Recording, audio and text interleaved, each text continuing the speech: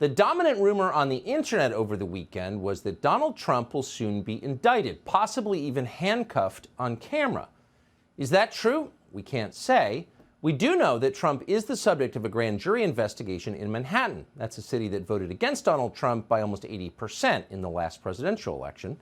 We also know that the grand jury was impaneled by a Soros-funded DA called Alvin Bragg, who looks and acts like a Tawana Brawley-era Al Sharpton. So we would assume, on the basis of that evidence, that it's pretty likely Trump does get charged with something at some point. But charged with what? That's the question that should matter. In a free country, laws are universal. Laws apply to all citizens equally, precisely because all citizens are considered equal. For generations, this was very obvious to American liberals. In fact, it was the basis of their worldview. That was back when liberals opposed Jim Crow and were not trying to reinstate it as something called equity.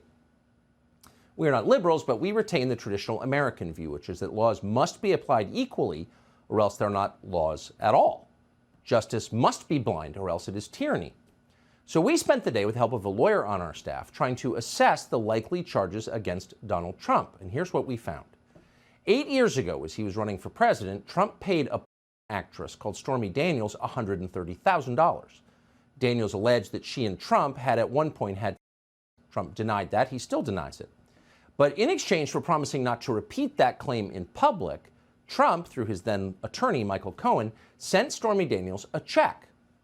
Was that legal? Well, we can answer that question. Because there was a campaign in progress at the time, officials at the Federal Election Commission later examined the transaction between Trump and Stormy Daniels. Federal investigators concluded that nothing criminal had taken place. And in fact, settlements like this, whatever you think of them, are common, both among famous people, celebrities, and in corporate America. The result is usually known as an NDA, a non-disclosure agreement. In this case, you can believe whatever side you want to believe, but paying people not to talk about things, hush money, is ordinary in modern America.